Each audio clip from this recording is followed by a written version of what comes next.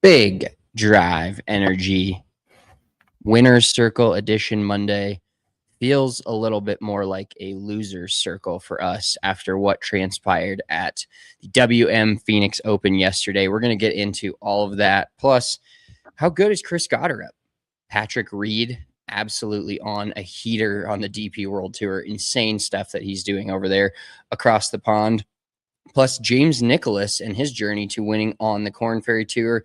And as always, because it's Monday, we have Mulligan Monday. All right, let's tee it up.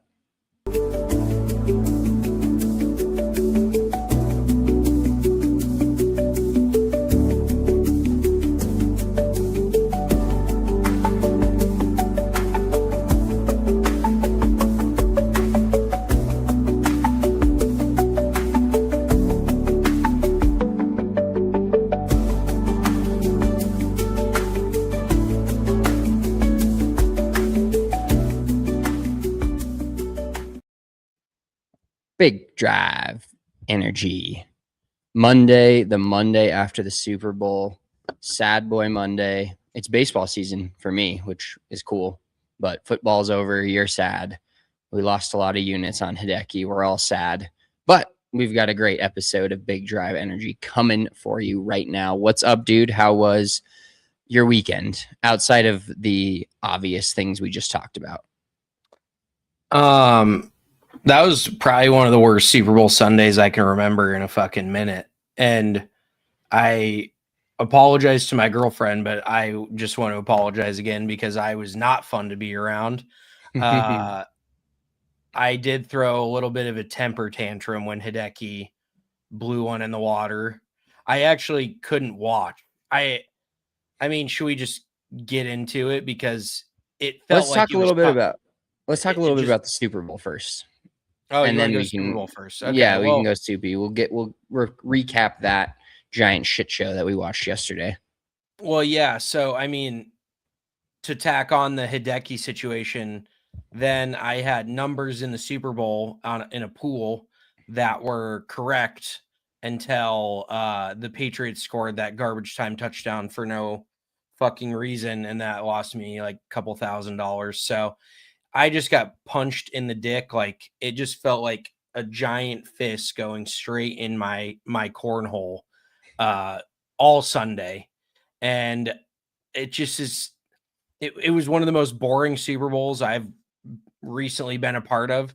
The most boring one otherwise was Broncos Seahawks 10 years ago, which was more painful. But yeah, the Super Bowl was a joke. And then just the pain of being a Broncos fan and watching the display that the Patriots put on, and knowing that with a starting quarterback, you feel like your team has a much better shot than that. It just is pain everywhere. It was very, very sad Sunday for me, to say the least. Yeah, it was. I mean, the Super Bowl was such a lame game, and we kind of figured it was going to be that way, but there wasn't. I mean, I live bet no touchdown at one point, plus 1,600, and thought it was going to hit. That's when you know a Super Bowl is not fun, when it just comes out like that. Like, you think back to some of the other worst Super Bowls. The Broncos-Panthers Super Bowl was an extreme defensive battle and just kind of a mess. Obviously, we're a little bit biased towards that one because the Broncos won it, and it was one of the better days of my life at that point, especially. But you look at the Rams and the Patriots Super Bowl that was 13-3, kind of similar to that. And it drove the knife deeper into Broncos fans' hearts, I think, because watching the Seahawks continue to kick field goals and go up, once they got up 12-0, it felt like it was over. And that's where you look at the Broncos from 2 weeks ago, and you can rehash this a million ways, but if the Broncos kick the field goal and go up 10-0, it feels like the game's over at that point. And the Seahawks did not turn the ball over this entire postseason. 7 takeaways, 0 giveaways. So shout out to them. But I don't know, even if with a healthy Bo Nix, I know the game is better with the Broncos in it than it was yesterday, but I don't know if the Broncos could have beat that team. Maybe healthy J.K. Dobbins and healthy Bo Nix, they have a shot. But, I mean, the Seahawks – I was, as much as I think my pain from 12 years ago losing to them in the Super Bowl is kind of gone. I don't hate them as much as I used to, because it's a totally different team. It's Sam Darnold, it's Mike McDonald. Shout out to him. Great coaching job. The team they put together basically on the backs of the Russell Wilson trade that we got the brunt end of, but now are on the outside of as well. So both teams, Russell Wilson had to watch both his former teams in the Super Bowl, and he can't even stay on a roster. So I take a little bit of solace in that. But I mean, the Seahawks are just a well-built machine. They were good at everything. They lose one of their running backs and let Kenneth Walker just do whatever he was doing. And Sam Darnold didn't need to be a world beater. He just didn't need to turn the ball over. And he did that, and they won handily. But it was a boring game. And on top of that, I always have to reset my mind to watch commercials for the Super Bowl. So I missed the first quarter and a half of commercials, because the second a commercial comes on in a football game, I'm on my phone, I'm getting snacks, I'm taking a piss, doing all these things. And I'm like, oh, I forgot that this is part of it. So I'll just have to watch some recap video of the best Super Bowl commercials on YouTube, and I'll get my fill that way. Yeah, I really didn't see very many commercials, if I'm being honest. I did see one that was pretty good. The Diet Pepsi one with the polar bears, I thought was probably the best one that I saw, because they kind of jacked Coke's shtick with the polar bears. That was pretty funny. And then I don't know if you saw it, but they imitated the couple that got outed at the what concert was that? Maroon 5? Oh, wasn't it Coldplay? Or Coldplay, yeah, there you go. They reenacted that with polar bears up in a box drinking Diet Pepsi, like one arms around the other one. That was probably my favorite commercial. But another just punch right into my groin yesterday was watching Kenneth Walker completely pop off, knowing that I hitched basically every fantasy team that I had this year. I hitched my wagon to him, and the Seahawks just finally realized yesterday that this guy is a bell cow back. Like, how fucking long did it take you? All regular season, you're running this guy 4 or 5 times a game for 18 yards, and that's all he's getting. And then all of a sudden, he's the Super Bowl MVP. Like, he's got that kind of pop. Holy shit.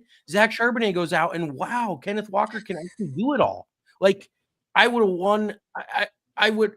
Oh my God. I definitely would have won at least one more fantasy league if Kenneth Walker wasn't a complete. And I don't even blame it on him.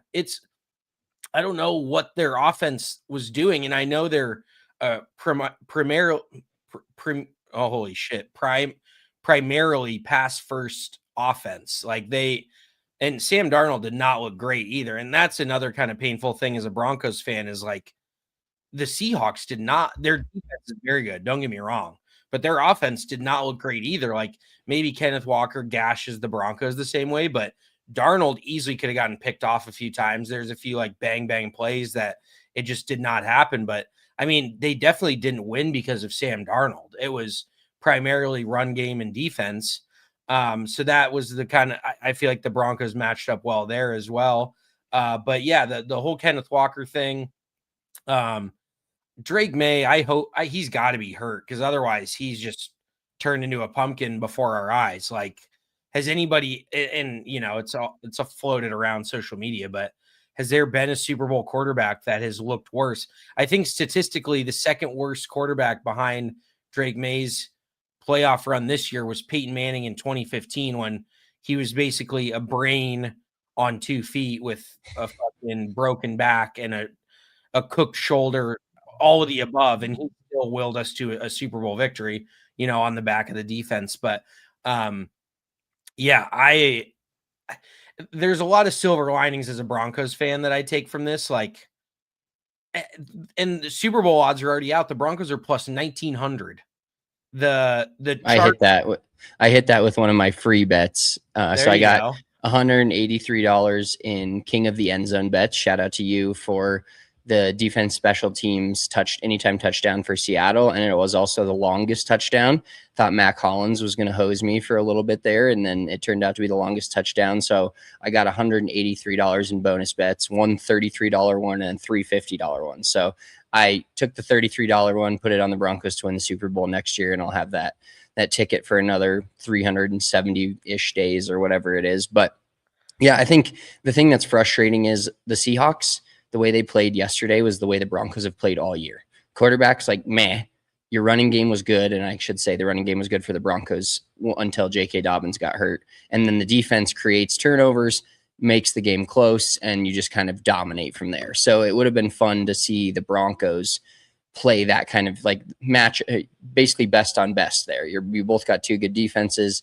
You, with J.K. Dobbins healthy, you got a decent running game. Like it was just a matchup of both teams that I felt like would have been more fun. But I think if the Broncos, like if you could guarantee me the Broncos would have won the Super Bowl, I would have much rather had them in it. Obviously, this is boilerplate bullshit as it gets, 2020 hindsight, whatever.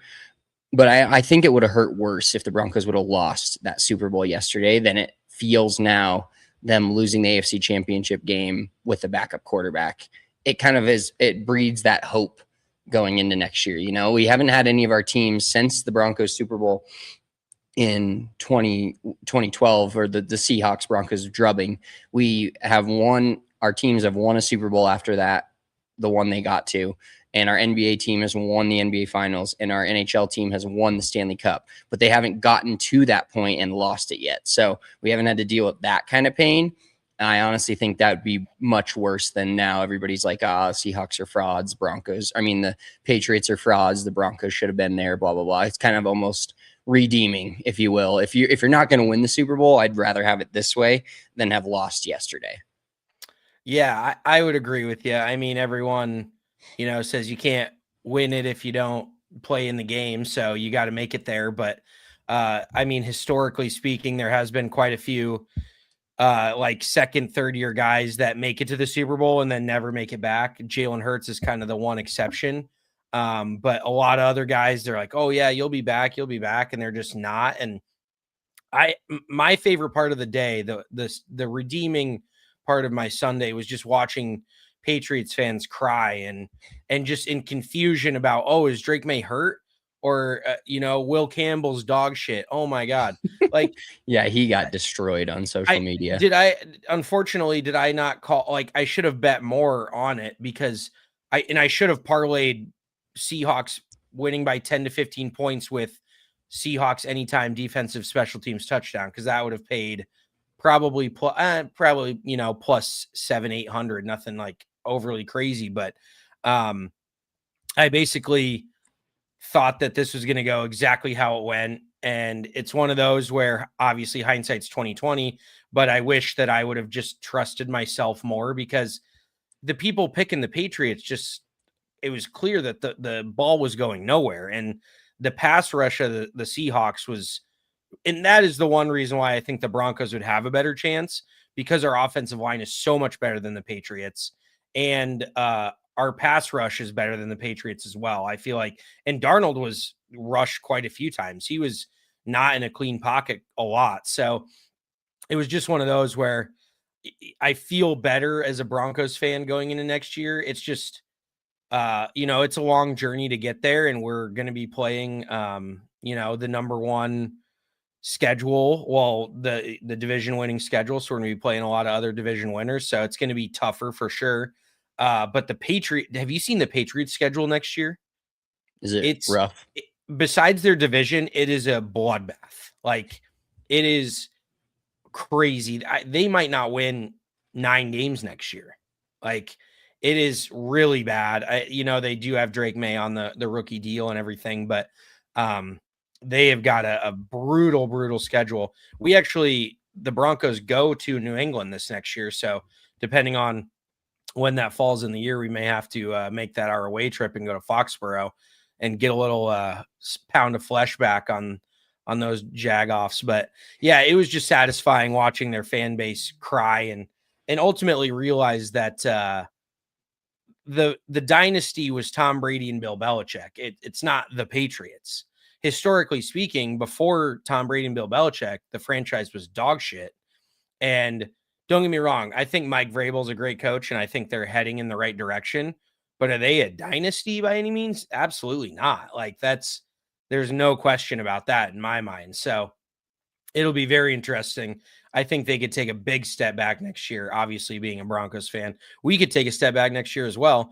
But one thing that has not changed is the odds came out for next year's Super Bowl and division. divisional odds, and the Chargers are favored to win the AFC West, and they're the highest of the teams in the AFC West, tied with the Chiefs, I think, to win the Super Bowl.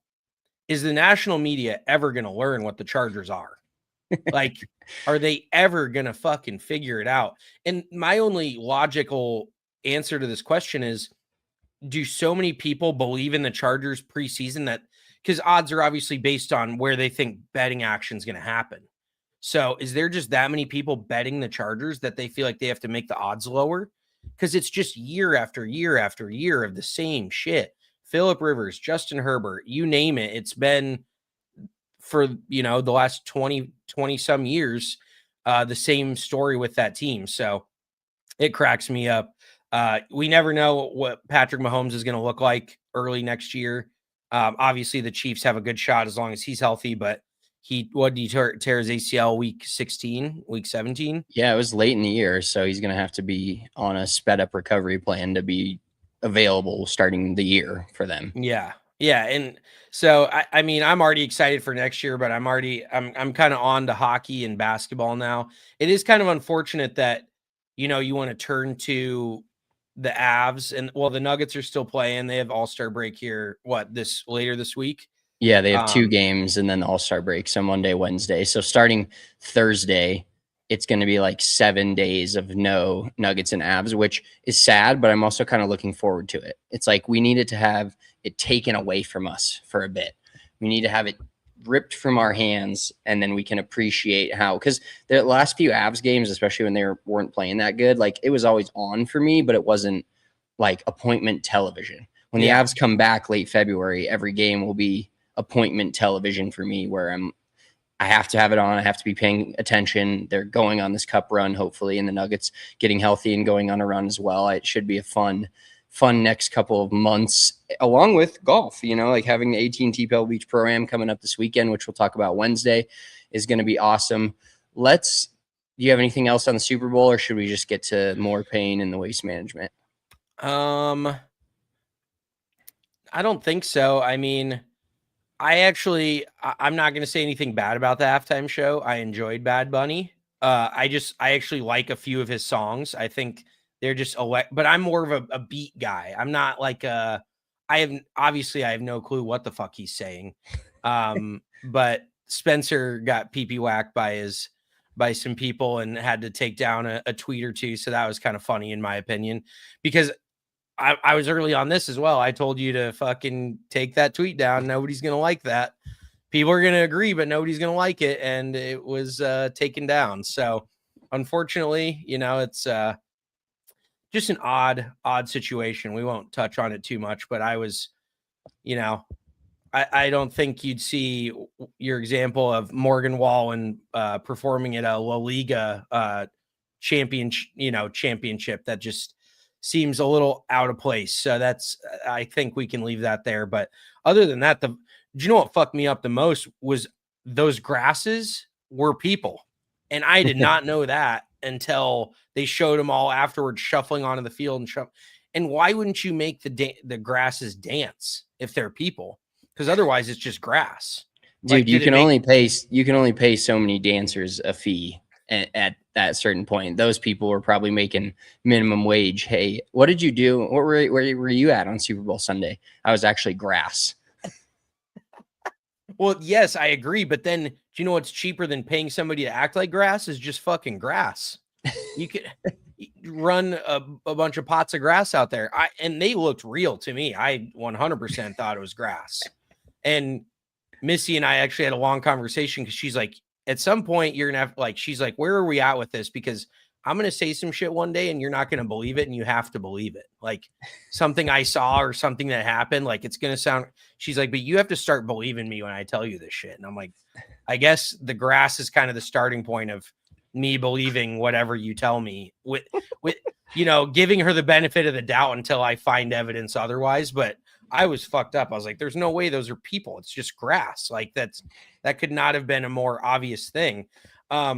Also, last thing, have you seen this where they said that Cardi B and Stephon Diggs broke up like during the game or at the game or right before the game?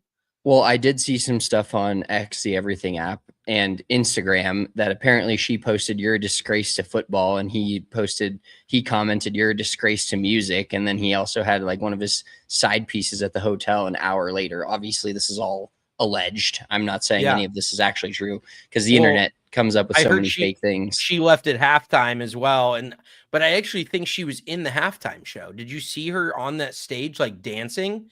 There was Jessica Alba was in it, Cardi B was in it. There's a few other like extras kind of dancing like at the front door of, I don't know if it was a bodega or what the fuck it was, but it was, or like some sort of bar. I don't know exactly what it was, but yeah, I think she was in the halftime show. But yeah, that, and then I heard she paid like $1.2 million for a Patriots celebration that obviously didn't happen, and just all of this shit. So that's, I mean, and Stephon Diggs is just a piece of shit. Like that's, I think, something that everybody can agree on.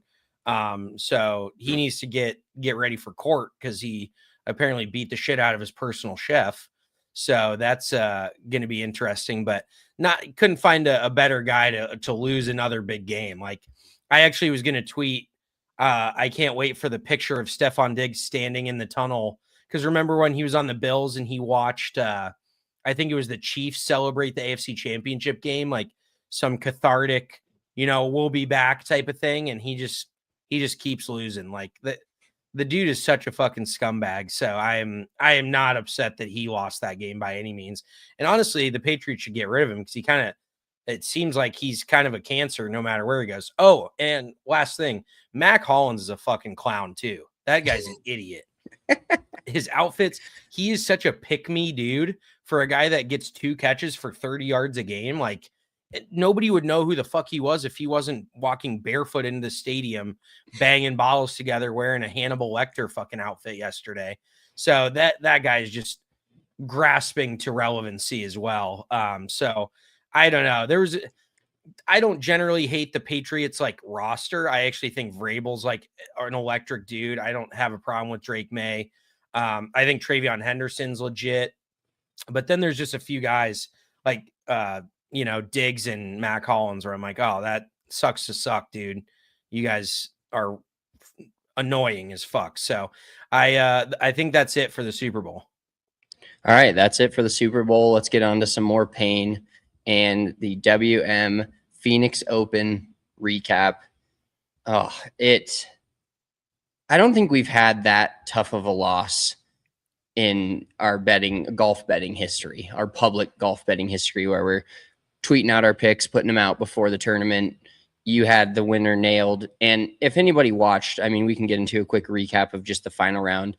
Obviously, Hideki Matsuyama kind of got handed the lead going into the final round, some bogeys from Siwoo Kim and other guys. And then it was an up and down round in terms of other guys just shooting up the leaderboard, coming back down, making bogeys. But Hideki Matsuyama had, I don't know the stats on his final round, but I would imagine it was one of the worst altogether performances for a guy that was essentially 3 under par going into the last hole, or maybe even 4 under par. 4 under par going into the 18th hole, and he was hitting it all over the map. He couldn't hit dry. He missed a fairway. The entire front 9, he missed the fairway. He finally hit one on 10 by an inch. The par 5s on the back, which are scoring holes there at TPC Scottsdale, he's in the desert. Now, he made birdie on both of them, but it was one of the most insane final rounds where you just holding on to your butt. And he bogeyed 0 holes on the back 9 all week long, and decides that the 72nd hole is the time to make his first bogey. And we'll get into Chris Gotterup because I really think I'm set. Take away the gambling portion of this, right? If we're just watching the tournament as fans, happy, before sports gambling became legal, we're all just happy and enjoying golf. That was a great tournament. Incredible tournament. Michael Thorbjornsen getting up there and taking the lead. Chris Gotterup birdieing 5 of his final 6 holes to end up in a playoff. He's waiting an hour and a half. Siwoo Kim making birdies, Matt Fitzpatrick. Like, there was so many guys that had a chance to get to that number 16. Scotty Scheffler obviously doing what he did and getting to 15 under, which I thought might be the number. He clearly needed one more. But overall, for the viewing purposes of the golf tournament with no skin in the game. Incredible golf tournament. Incredible. Just 16 was electric all week, as it always is. No hole-in-ones on 16, unfortunately. So we lost that prop bet. But really, Hideki Matsuyama should have been 12 under par by the time he hit the back nine. And it just sucks that he was that close, even with playing as bad as he was, and then makes bogey on the final hole to get Chris Gotterup back in there. Because, like I said, in a roundabout way, shout out to Chris Gotterup, because he's having him and Patrick Reed, handshake, Spider-Man meme, just having unbelievable starts to this 2026 season. But I do feel bad for him in the sense of it feels like Hideki Matsuyama is getting all of the credit for losing the tournament instead of looking at what Chris Gotterup did and then just putting the exclamation mark on it by birdieing the first playoff hole from like 30 feet when the door was still open at that point with the way Hideki was putting. So shout out to Chris Gotterup, but it really does suck. I was counting those 35 units I was so ready to just change your card and add so many positive units and you be on fire. So I'll let you can wax poetic or whatever you want to do and just let out you can vent. I mean, there's so many things to go over. Like the decision-making on Hideki's part and his caddy's part is still like, it is beyond. Let's start with the tee shot on 18. You have a one-shot lead. Why are you hitting driver? There's no fucking need to hit driver. He could have hit iron off the tee. It's a 430-yard hole. He could have hit a 4-iron, 240 yards with how firm, 250 yards down there, hit a 7-iron in the middle of the green and 2-putted. But he hit the driver like I've never seen a PGA Tour player struggle that bad and play that good otherwise off the tee. Like when he stepped up to the 15th fairway, I'm like, there's zero fucking chance he hits this fairway. I would have put my entire net worth on it because he is deathly afraid. Like, and this goes to the crux of the issue. And this is actually pretty true for a lot of PGA Tour players. These dudes, for as elite of athletes as they are, don't know why they're doing what they're doing and how to fix it. And that couldn't have been more clear yesterday with what Hideki was doing off the tee.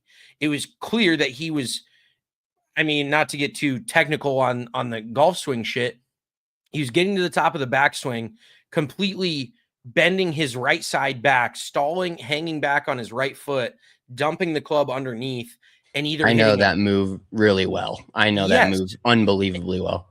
And everybody does it. Like everyone's been there. Any good player has been there. But how can you be in that elite of a player and not have a go-to ball off the tee? Like, I don't give a shit if it's look at what Chris Gotterup does off the tee. His feet are aiming 40 yards left of the target, and his go-to ball is a 30 to 50 yard fade.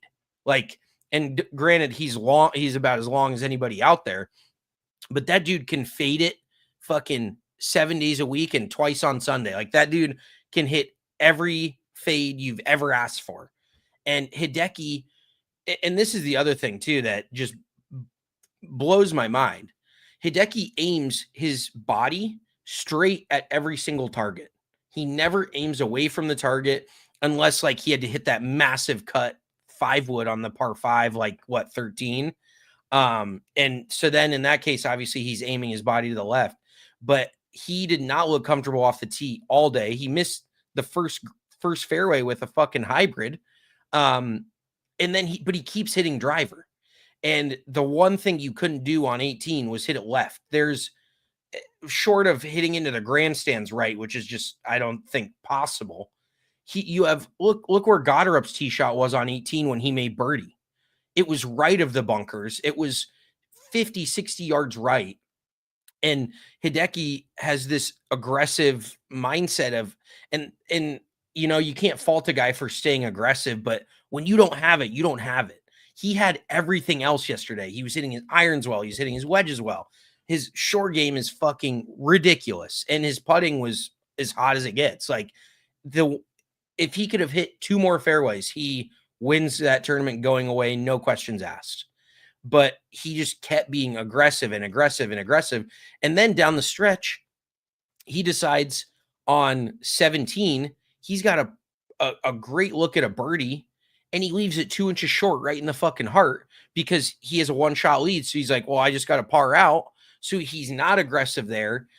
And then the approach shot on 18, don't get me fucking started.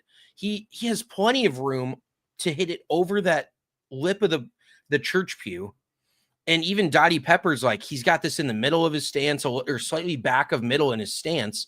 I'm like, why are you trying to trap a wedge when all you have to do is get it up in the fucking air? That is the number one priority. I don't care if you hit it 20 yards short of the green, you get it up over that instead of having a 40-yard short-sided shot from the left side of the fairway when anything right of it was completely fine. Like, just the lack of situational awareness on the caddy's part, in my opinion, was and Hideki's, like, it disgusting. And I personally, what did I tell you in the middle of the back nine? I'm like, this is not sustainable. He's making 20, 25 footers for par all fucking day. And then he makes a birdie here and there. That was the worst 3-under round of golf I've ever watched in my entire life. Like, I could not, it is so off the planet of what a PGA Tour golfer looks like. And then, the off the tee on 18, some dude yells in his backswing the first time, like on purpose. So then he literally stops like mid downswing and then backs off, blows it left in the bunker, blah, blah, blah, playoff. Then he gets back to 18 for the first playoff hole, and apparently a volunteer dropped a chair right in his backswing. Did you see the actual video of it? Yes. Like with the sound? Insane. Yes. This guy's getting needled left and right from the fucking crowd. Let the guy win a golf tournament, for fuck's sake. And then he steps up and still hits driver and hits it 8 miles left because guess what? He got stuck way underneath on his fucking right side, hang back, flip at it, toe hook it on the one place you can't hit it on this hole. Oh, dude, it just, I am in utter, I was in shock. Like, for a dude that feels like he's been so steady his entire career, and he truly is like an entertainer. I have never locked in on Hideki's golf game like I did this week. And it feels like he's almost got like a flair for like, it feels sometimes like he almost fucks up just to recover so well. Like, you know what I mean? Like, watch this magic trick type of thing.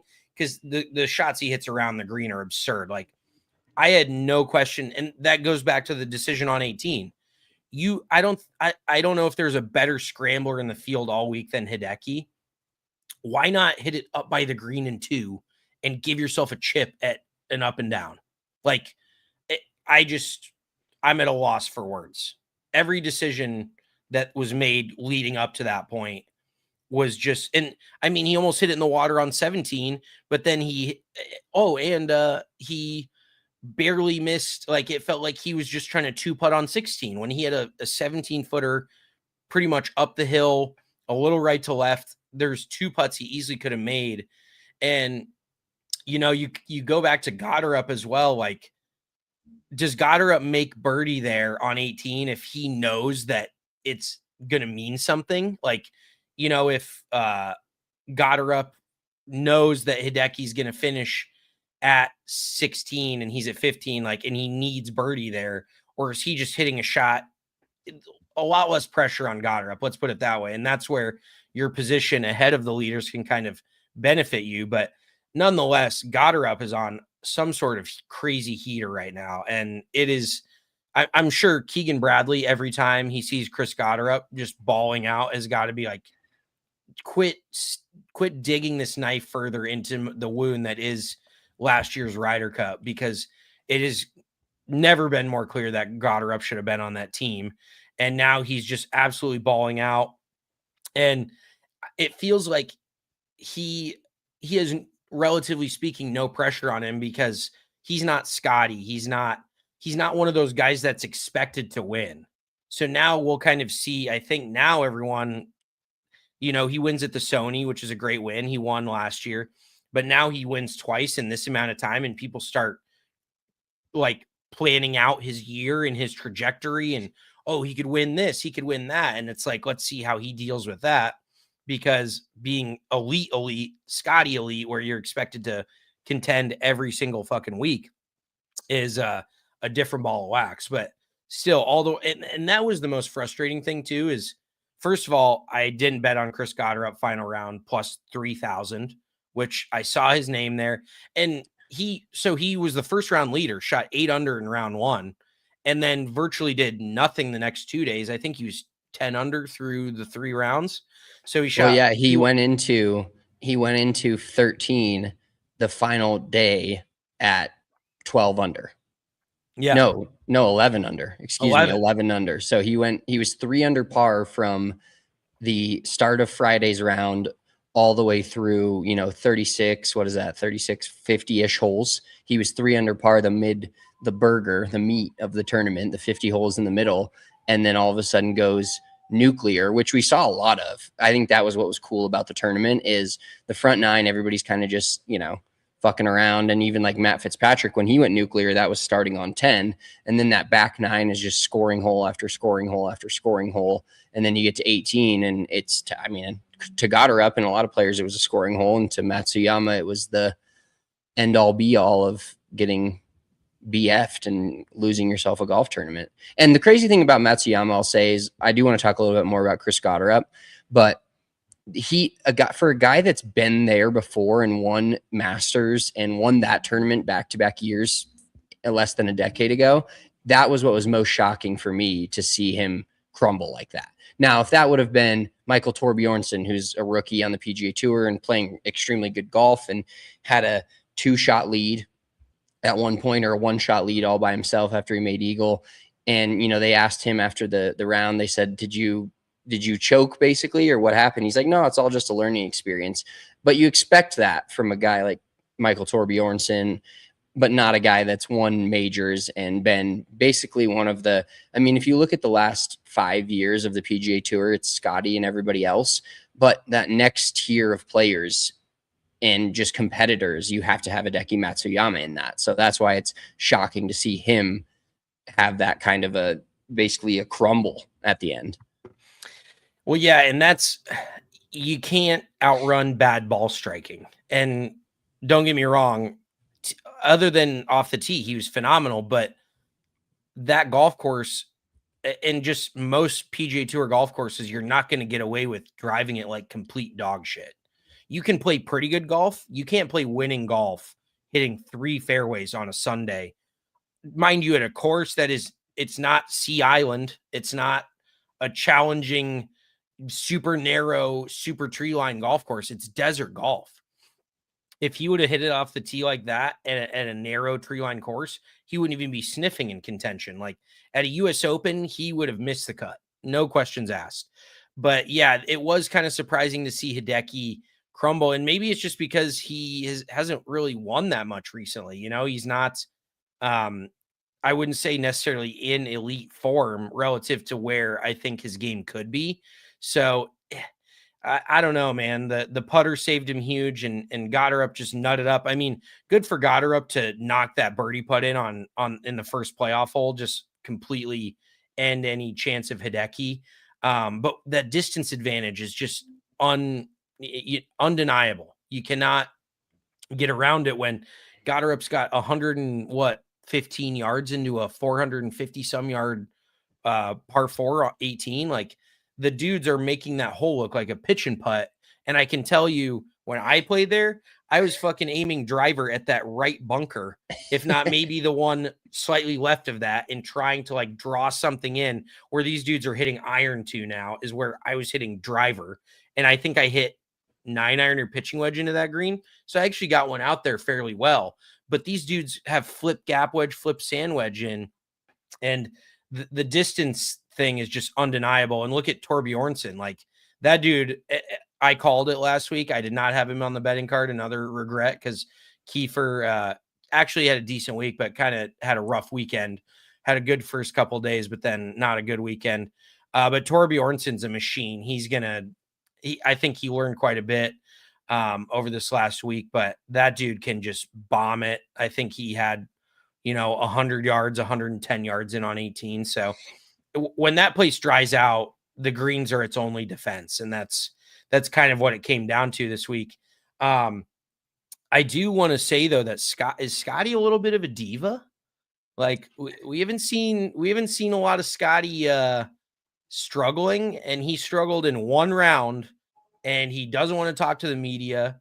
And then after Friday, he really did not seem pleased about talking to the media. He was like shaking off some questions and kind of rolling his eyes and shit. Like, is Scotty, he just expect like it doesn't seem like he handles playing poorly very well. And maybe that's great from a competitive standpoint, but the longer he plays, look at Rory. He went 10 years without winning a major after the run that he went on early in his career. And Rory always hasn't handled the media the best, but he still sits up there and takes it on the chin. So I just thought that was kind of interesting to see a little piss and vinegar out of Scotty on Thursday and Friday. Well, I think it's one of those where he's obviously the overwhelming favorite at plus, I think 230 or 240 to win the tournament. He's already won this at this place twice. It was where he got his first win on tour. It's basically the place they should rename it Scottiesdale instead of Scottsdale. I was ready for that to rip on the graphic if he won. But I think what you talked about a little bit earlier with Chris Gotterup that he doesn't have, and he may start getting that, is Scotty has so much pressure on him to win every tournament that he's in. And he's just far and away the best player in the world right now and has been for the last half a decade, that I don't know if he's necessarily a diva. I think he's just not used to having negative questions or negative energy, because literally every time he steps on the golf course, he's the favorite. He's won multiple majors every year. I mean, he's by, like I said, far and away the best player in the world. So most of his interviews and all that stuff are, how did you do this? How good are you? How's your son seen you win 12 times and he's not even 2 years old? Like, it's just, there's so many good questions that I feel like he doesn't have a lot of training on the bad questions, which is a good thing, I guess, until you start playing bad. And I don't think it's crazy that he was as bad as he was for the first 9 holes and really the first 18 in general. And he was, when I was listening to the radio, PGA Tour radio, which I know you love, on Friday night driving home, and they did the happy hour with Smiley Kaufman, phenomenal. And then they had Joel Damon and I believe Max Homa on it, or who was it? It was Joel Damon, Smiley Kaufman, and one other guy that was playing in the tournament. But they were talking about Mitchell, I think. Keith Mitchell. No, they were talking about Keith Mitchell. So it wasn't okay. Keith Mitchell, but they were talking about the golf tournament and talking about Scotty, and they were literally like, he's got to kind of turn it on here to fucking make the cut. And then all of a sudden you see him on Sunday, and it's just, I think he shot 64 Sunday. And like you've said multiple times, Scotty doesn't ever lose a golf tournament. He just runs out of holes. If that's a 90-hole tournament, you throw a Monday round on there, he probably wins by 6-7 shots. Yeah, I think everybody was like, thank God there's not another 9 over here, because Scotty won that thing by 2 or 3 at that point.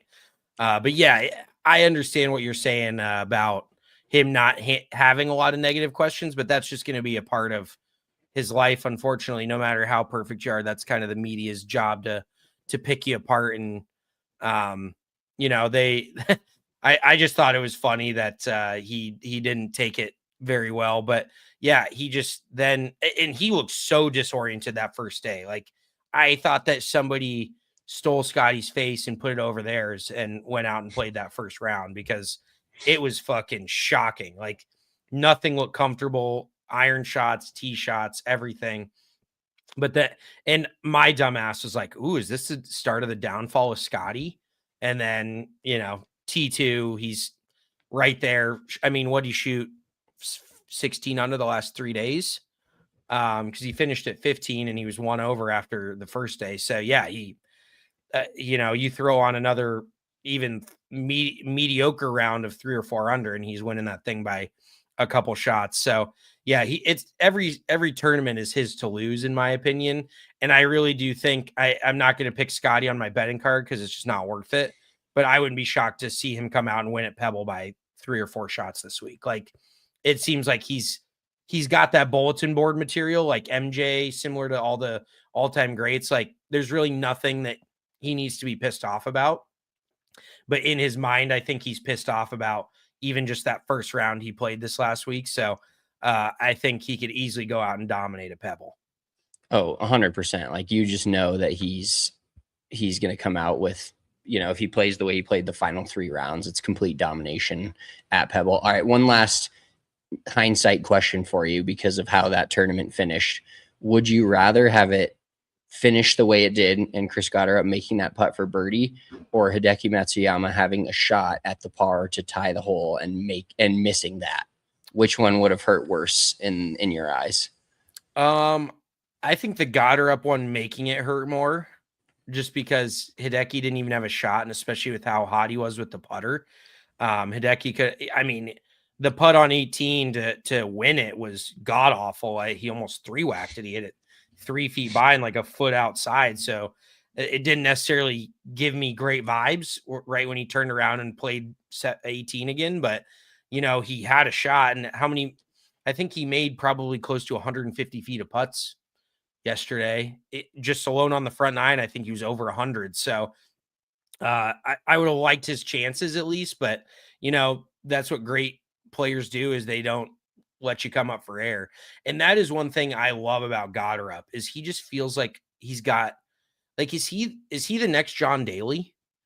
Because it feels like he's got that fucking edge to him. And now he might win a little more consistently than JD, obviously not near as thick, but similar swing, kind of like super long, hits it a fucking long way.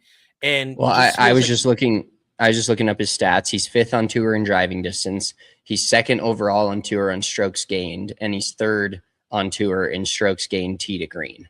So he's like mid 60s in putting, but if you hit it, and it just goes to show you, Hideki was probably, I don't even know what his round on Sunday was on the greens, probably gained like 8 strokes.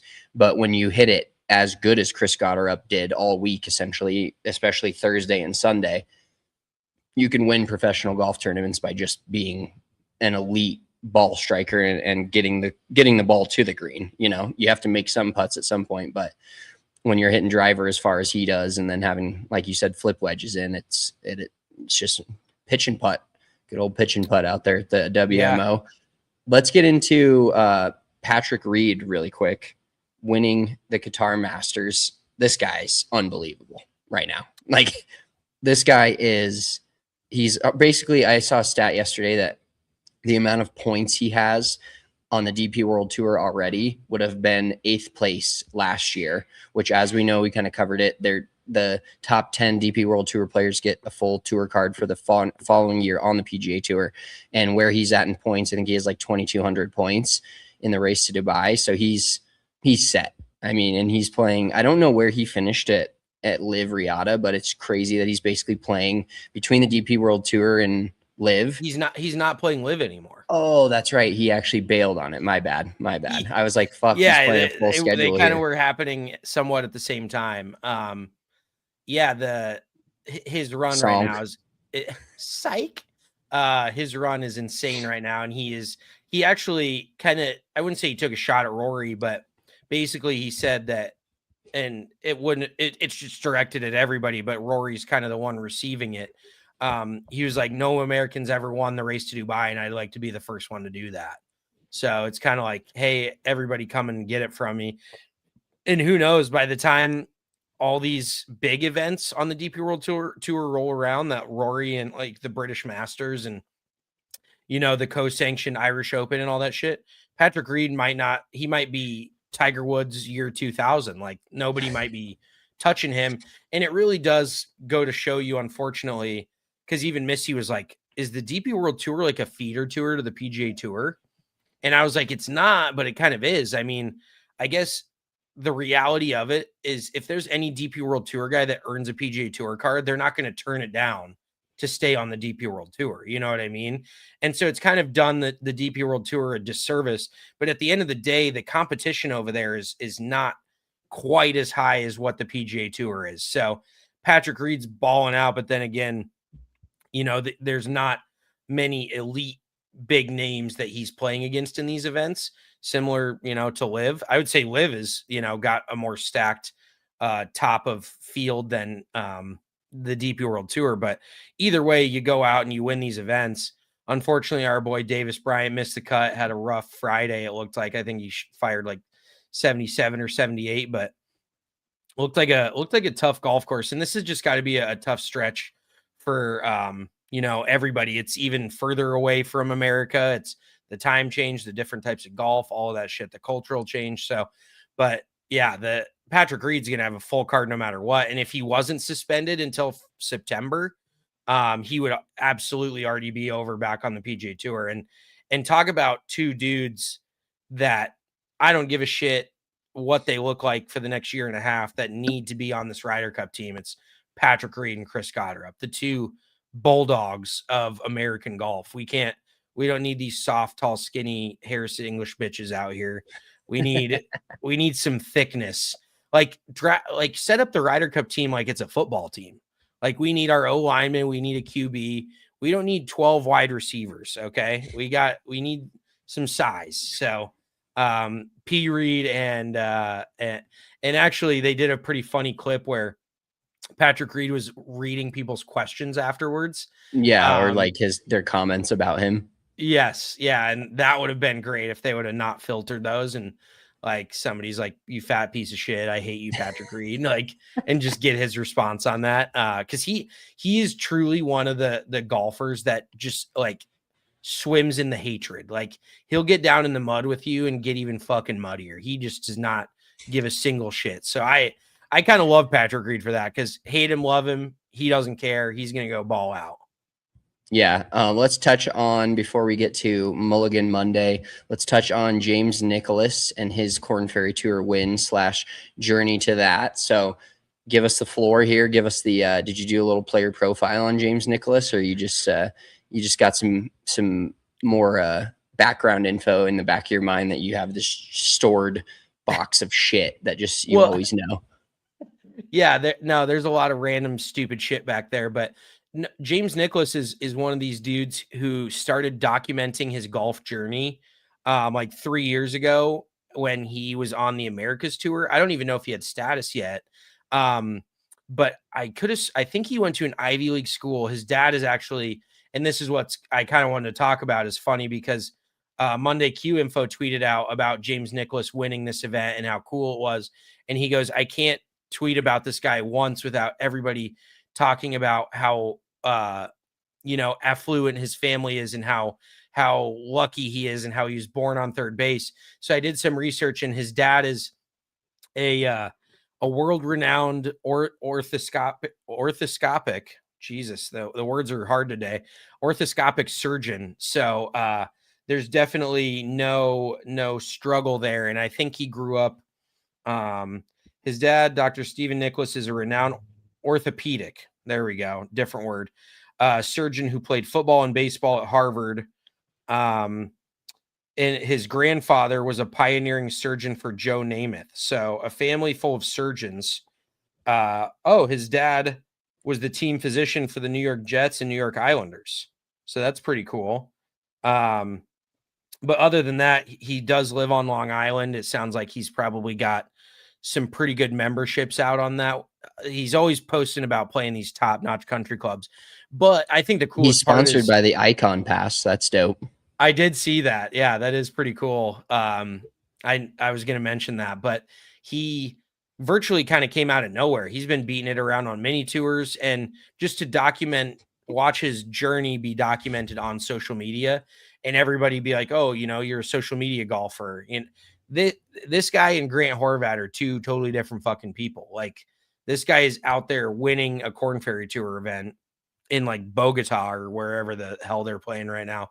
But I just want to give him credit, because ultimately with golf, you can have all the privilege in the world, but if you don't have it, you don't have it. Like, I've seen a lot richer kids probably be a lot fucking worse. So credit to him. I just wanted to give him a shout out because he seems like a cool dude from everything I've seen on social media. And for him to get that victory, and then like just last week I saw a video where he documented what he made on the Korn Ferry Tour versus all his expenses for that week, travel, Airbnb, blah blah blah, caddy, and just I think he netted like $3,000 or $4,000 out of like a $25,000 check or some shit. So it just goes to show you, these guys are not. It's basically AAA baseball. They're, unless you're Johnny Kiefer out last year making 850 grand on the Corn Ferry, which most guys are not. It's not a lavish, luxurious lifestyle. So I'm just happy for the dude, and I'm excited to see his videos now. Hopefully he can continue to document this if he makes it to the PGA Tour, and just it's guys that you see on social media and all the work they do on top of that to do the social media shit when their first priority is playing golf, you know?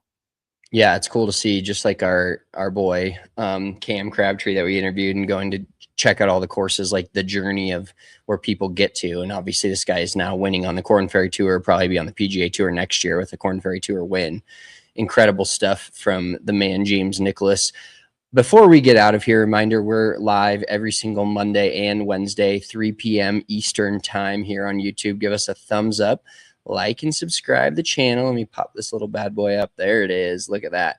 We want to get to what we do every single Monday, and that's Mulligan Monday. That's something where, you know, we did something during the week or weekend or past that just comes back up, and we're like, God, I wish I had another shot at that. So this is Mulligan Monday. Let me get some sound on this. Very nice. Mulligan Monday for me, pretty simple one. I got Instagram targeted for some Fabletics gear, and I just wanted to order a little bit of clothes. They were 80% off. I ordered like a puffy jacket, some shorts, just simple stuff. And Fabletics is, my wife skips it every single month, but it is a subscription. And so I didn't know this, wasn't aware of this, made a monthly, you know, just made a singular purchase 1 month ago today. And then I get a alert on my bank that I've spent $70 at Fabletics. And I'm like, what the fuck are we talking about here? I didn't do anything. I just bought something a month ago and wanted to leave her alone. But now I've paid $70 to Fabletics, and I get at least member credits. So now I've ordered something else to satisfy this monthly need, but I need to skip my Fabletics going forward, or maybe just cancel my account, because I wasn't aware that I was getting into a subscription-based thing, which subscriptions are the most genius thing in the world, just to be honest. I know I have a few things on subscription. My dog's food is one of them that's really just handy. I don't have to go to the pet store and get food, but now I have this Fabletics subscription, so now I have to make sure I have to set another calendar appointment to cancel that or skip it every single month, like my 10 other subscriptions. Oh, so actually, funny enough, you say this, because my Mulligan of the Week is another subscription that I was unaware of and was a lot more costly.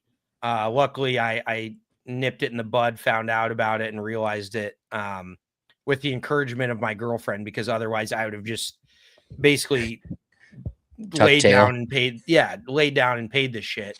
But I had an appointment with a gastroenterologist because my stomach, it's getting better, but it's still like not great. It's not 100%.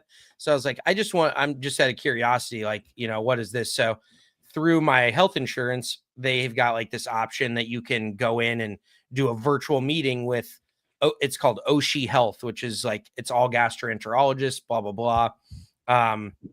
I don't know if it's any other specific type of thing. So I do the whole song and dance. I have one appointment. And so I'm like, okay. And so then they're like, oh, you know, your bill's coming up, blah, blah, blah. And my deductible is not going to be met, so it's out of pocket. And they're like, the first appointment is $200, but this is a year-long subscription where you get this doctor for an entire year, and you're billed $700 per quarter for this subscription, which basically ends up working out to be $3,000 over the entire year. And I'm like, you know, I'm pretty good. Like, I got what I needed out of that first appointment. It was $200. I'm like, I can do that. And I was like, I'm going to have to I'm going to have a bi-weekly check-in with this gastroenterologist so she can tell me to do the exact same shit. And like, nothing changes, but I'm just paying $3,000. So I messaged him on the app, and I was like, hey, like, because it kind of makes it seem like it's not optional to cancel.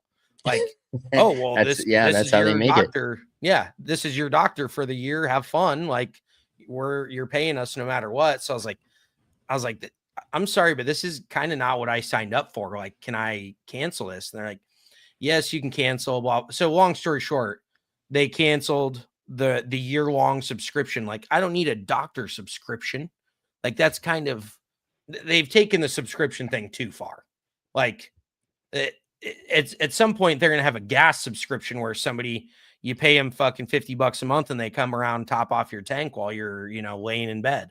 I don't know, but just the subscription thing, I was like, I didn't think doctors were on a subscription. I don't need a gastroenterologist on call. Like, there's been a few times where I've sat on the toilet and wondered if I needed to call somebody, but not generally speaking, on the drop of a hat do I need to talk to a doctor. So yeah, that's I'm glad that Missy's like, message them and cancel that. Like, and I'm like, but can I? Like, I was taking their side over the logical side, and guess what? They canceled it. I didn't sign any agreement that says I have to pay them this amount of money for the year. So luckily I got out of it, but yeah, I'm going to read the fine print a little bit more going forward for sure.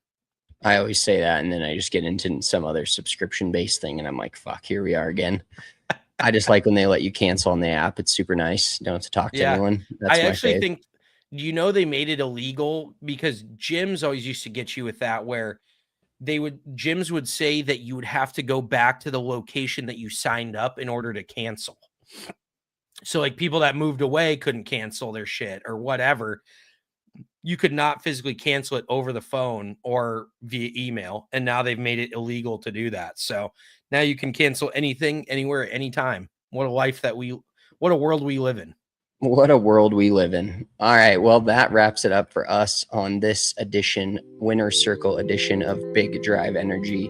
We appreciate you guys all tuning in. Make sure you follow along with the channel. Follow us on all social media at Big Drive Energy or Big Drive Energy Golf on Instagram.